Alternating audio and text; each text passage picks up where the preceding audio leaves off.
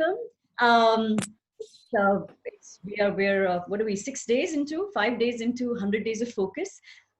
Broadly, we have 14 weeks and then a few days.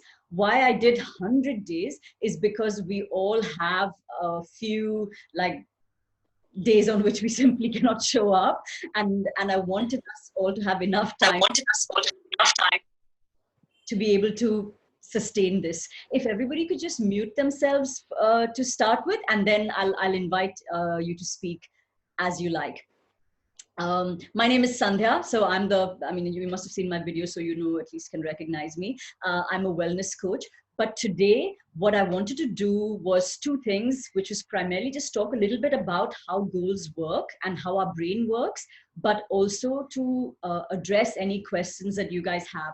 I'm not an expert. As a coach, we always work as peers, but you know, just from having done this many 100 days of focus before this, and therefore having researched it, also the kind of queries that I get from clients, and I think if we can help each other as well, that would be great, as you have been doing in the group. It's just so wonderful to see how everyone's been supporting each other.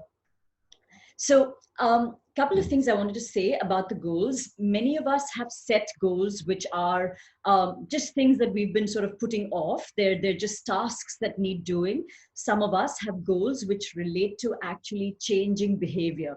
Eventually, all goals come down to changing behavior.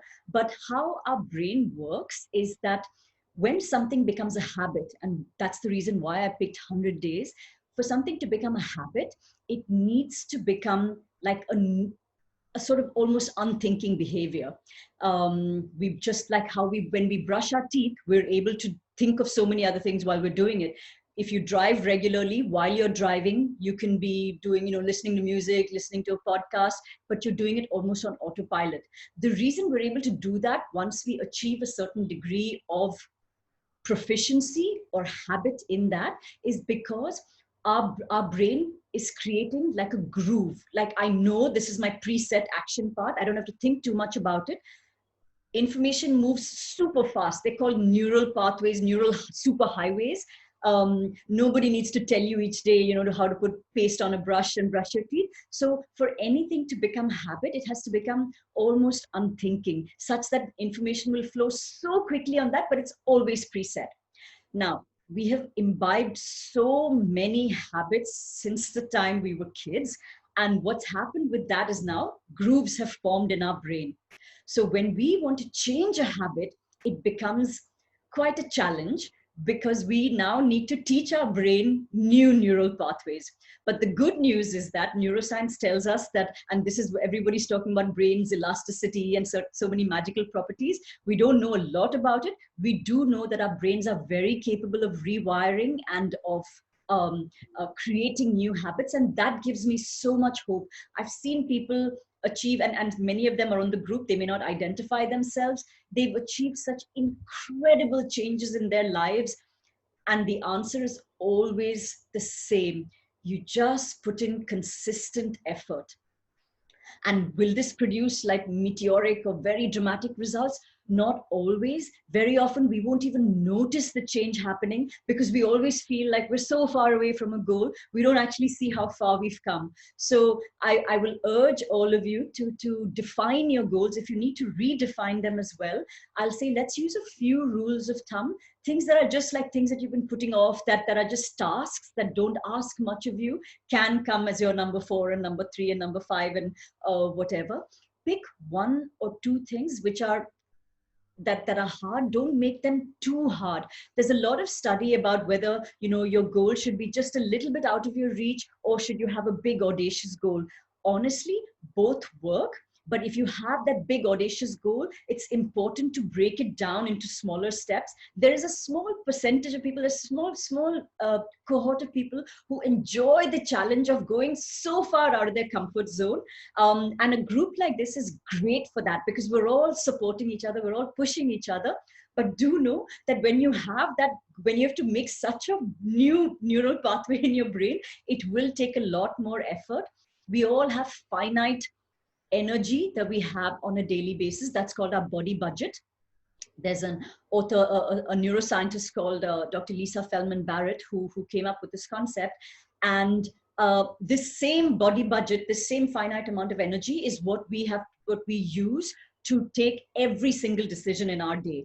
So whether it's picking what t-shirt we need to wear, whether we book an Uber or an Ola, whether we're going to engage in an argument, whether we're going to, do our email now or check later, all of these decisions, including decisions of, keep it, not decisions, but really the energy needed to keep your heart beating and to keep breathing. So all of this is going to tax your budget. A great way to actually make space for such a big decision to be made is to remove a lot of noise from your life, reduce the number of decisions that you have to take, and you'll find that you have a lot more energy, which is also what we call willpower, really, at the end of the day, simply the energy to make the decision for yourself.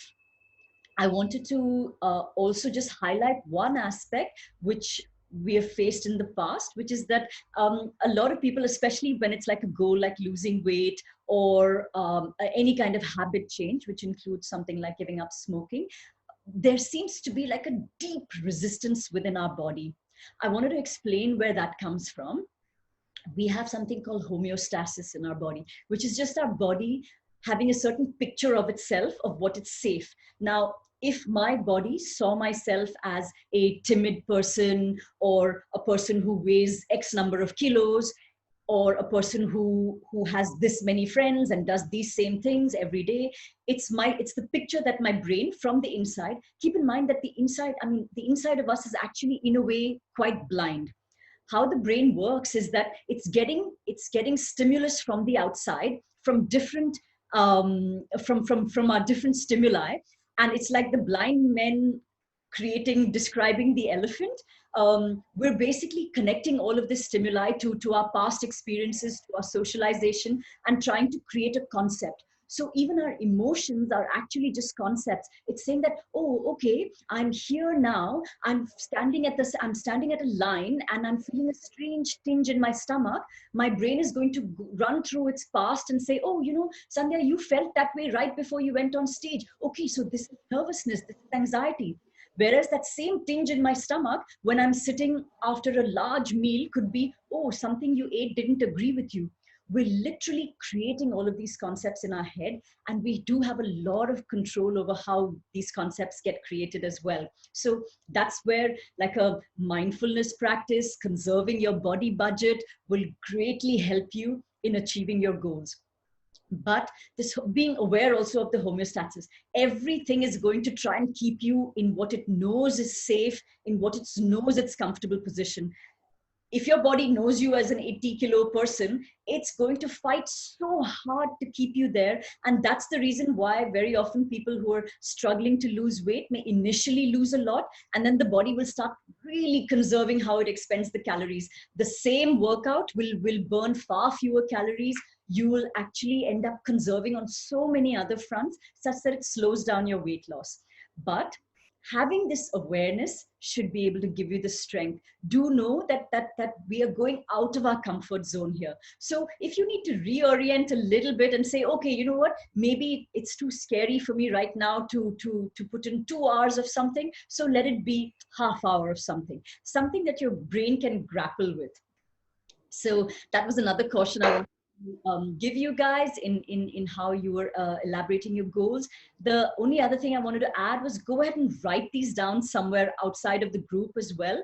I found in the past that as I've visualized these goals, somewhere after day 45, 50, it starts to reorient itself, either based on my own comfort zone or the way life is just treating me at that point, to go back to what your original goal was. And if you need to reorient it, consciously. Sorry, am I not audible to people? Somebody is saying that they cannot hear me. Let me speak closer.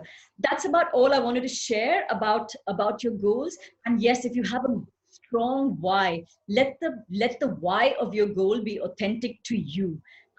Ask yourself what your life will look like once this goal has become a habit for you. That is very, very important, because there's no end to the number of things we can take on and improve on and become better versions of ourselves. But again, our energy is finite, our interests are finite. So if you're able to tap into the things that truly excite you, truly interest you, or there's a very strong reason for you to do it, you associate it with something that you love, associate a picture in your head, and that's why we do the visualizations twice a day. It will greatly help solidify. If you don't have a strong enough why, it's going to be that much harder for you to stick to your goal. And once the support group sort of goes away, the habit in itself will not sustain, because there's no attachment, there are no associations being made in your head to past things that you've liked, or past memories, or creating a folder in your brain, so to speak. Okay, I'm not going to share any more gyan. I love that everybody here is so aware and has been, doing so much work on themselves. Feel free to unmute yourself, ask a question, share what the journey has been like for you so far in the next 1 or 2 minutes. If anybody would like to speak, they're most welcome. Yeah. Hi, Sandhya. In fact, I'm somebody who's not yet shared my goals on the group. And so in fact, I myself am a relationship enhancement coach and emotional intelligence facilitator. So having said that, yes, okay, I've done my fair bit of reading. And I completely resonate with all of that. We're talking about goals.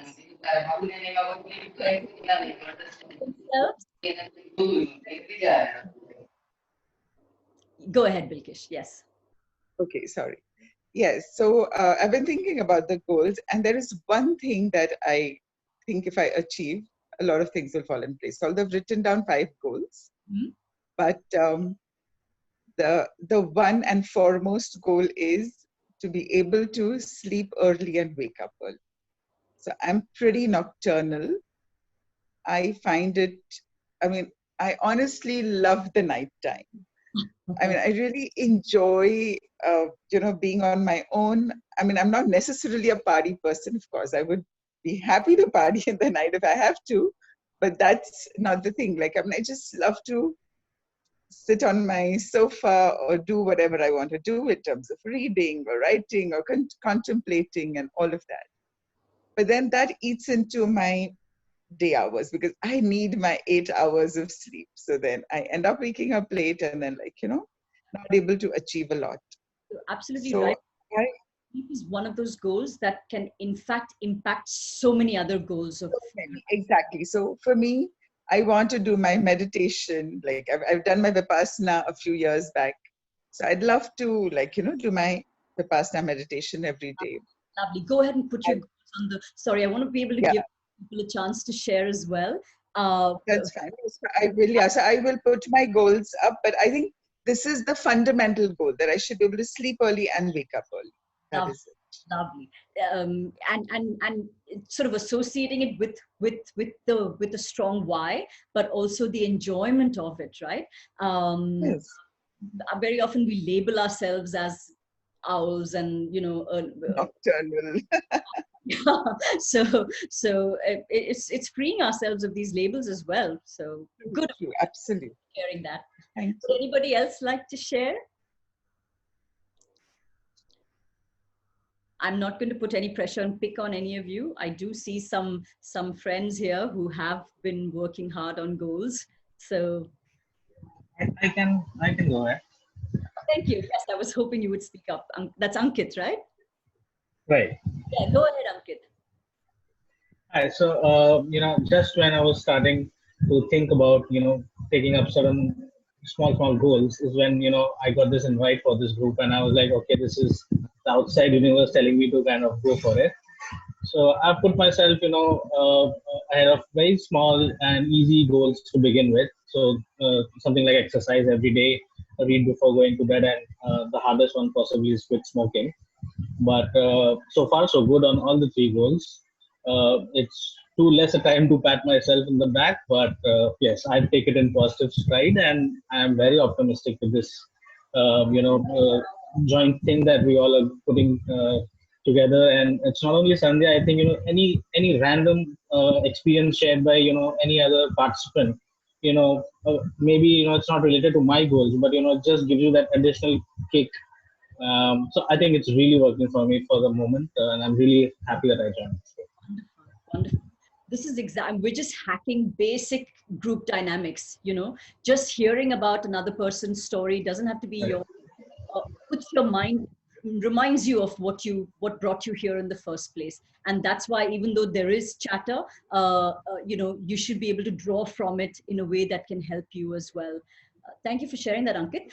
I'm happy that you're finding these as simple goals. Each of these could be like massive mountains for many of us. So wonderful that you, I'm surprised too. yeah, if you not see them as insurmountable, that's your battle one. Thank you so much. Good luck. Good luck. Thank you. Anybody else would like to go? Well, Sandhya, I'll be sharing once again. I think I did it already on the group, but I'll do it once more. So my biggest problem is consistency. With a lot of personal issues all through life, things have been changing. So I haven't been able to maintain a routine or do the same things over and over. So which is why I either put on weight, I lose weight. There's never been a routine or like yesterday as well. I woke up, I didn't want to work out, but when Pooja and you sort of suggested a few things, I ended up doing it, and then I ended up doing one more workout in the evening. But I'm back to again skipping a workout this morning. So it is a cycle which I need to get master, where I know there's 3 things or 4 things I need to achieve through the day, professionally and personally, and which is what I'm going to aim at doing through this 100 days. Great. So yeah, simple, very simple, basic stuff, but I think that sort of will streamline a lot of things in life. Completely. Like you and Bilkish said, sometimes when we focus our attention on a few things, a lot of other things just end up taking care of themselves. Yeah. Very often I have clients coming to me with like a list of things that they feel like it's so daunting, the list of things that they need to work on themselves. And I always say, please don't worry. When you focus on who you want to be, a lot of what we label as just fall away. This is like, we don't even have to, I have to ask them later. I was like, you were worried about this, and they're like, oh no, I mean, it's gone. I haven't even thought about it. So that's the amazing part of keeping a sharp focus, and which is a positive. So, yeah, good luck. Initially, this is a concept from yoga. The first step towards getting into a habit. So the way teachers explain it is that hatha yoga, which, like, the first step is to physically bend and break the body. It's like you have to beat a donkey almost to get him to move, which is our brain, right? So couple of things which initially you can do, like a hard rule for yourself, that's whatever time, 8 a.m. or whatever, drop whatever comes, and I have to do it no matter how much inconvenience it causes me. As it becomes more and more enjoyable, then we can give ourselves liberties about, today I can do evening, I can do morning. It helps to sort of, you go from like that very stubborn brain to one where you get a little bit of flow, and that then could be something that most person is. But thank you for sharing. Keep that in mind. Okay, Thanks. one more and then we'll wrap up, guys. Would anybody else like to share?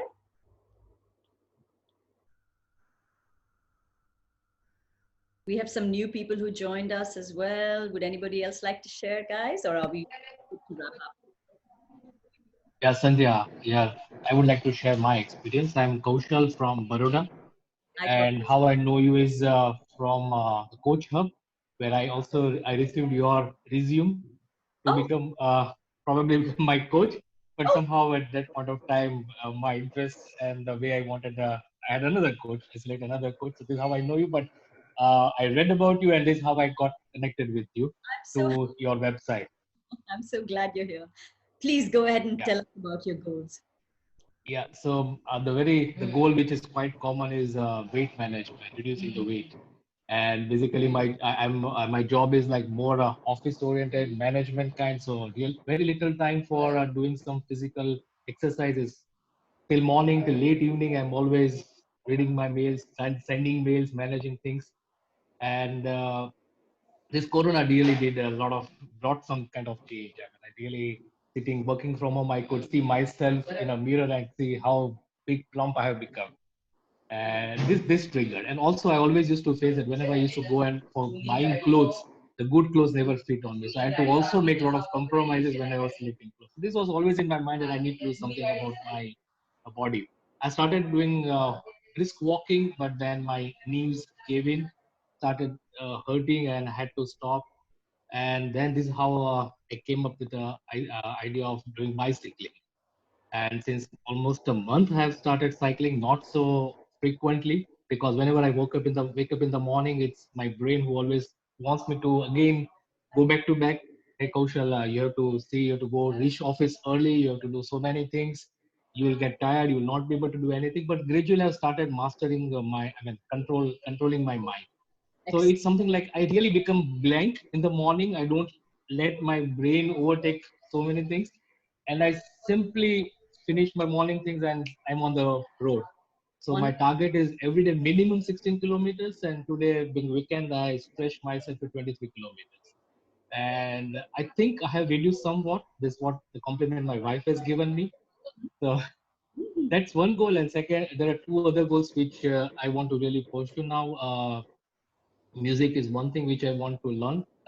I'm already had learned during my childhood days, but mandolin is something which I wanted to learn. But somehow due to COVID, everything is closed. The classes are not working. But then another one is learning one language. Because German is something which I'm very keen because I'm also working for a German company. Mm-hmm. So this is another goal which I'm going to start. Is at least the basic level I want to finish in this 100 days. Wonderful. Wonderful. Kaushal, help you here. One is, which I think you probably already are doing, a great way to kind of just make the activity mindless or unthinking is to actually just set up everything the night before. So if you have your shoes out and your cycling clothes ready, your brain will just say, "Oh, saw the shoes, gonna wear them." Before you know it, you're out of the door.